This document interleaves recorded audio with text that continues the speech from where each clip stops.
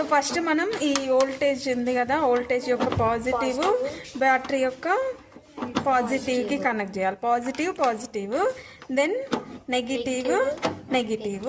ఇక్కడ మనకి ఏముంటుందంటే ఫార్వర్డ్ బయాస్ ఇంకా రివర్స్ బయాస్ ఉంటుంది. ఫస్ట్ ఆఫ్ ఆల్ మనం ఫార్వర్డ్ బయాస్ చేయాలి.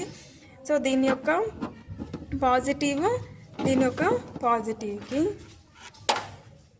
సో నెక్స్ట్ దీని యొక్క నెగిటివ్ దీని యొక్క పాజిటివ్కి, దెన్ దీని యొక్క నెగిటివ్కి కనెక్ట్ చేయాలి. సో ఇదేంటి అంటే forward bias connections. So forward బయాస్లో మనం ఇక్కడ ఏం చేస్తామంటే వోల్టేజ్ 3 voltsలో తీసేసుకుంటాము, ఇంకా అమ్మీటర్ వచ్చేసి 10 తీసుకుంటాము. ఇక్కడ బ్యాటరీ వచ్చేసి 0 to 3 voltsలో తీసుకోవాలి ఫార్వర్డ్ బయాస్ అయితే. రివర్స్ బయాస్ అయితే 0 to 30 voltsలో తీసుకోవాలి. దెన్ రివర్స్ బయాస్ అంటే జస్ట్ ఇది తీసుకోవాలి, ఇక్కడ పెట్టేసేయాలి, అప్పుడు రివర్స్ బయాస్ అవుతుంది. వీటిని మళ్ళీ చేంజ్ చేసుకోవాలి ఇట్లా. దెన్ నెక్స్ట్ ఈ కనెక్షన్స్ అనేవి ఇటు పెట్టేసుకోవాలి, సరిపోతుంది.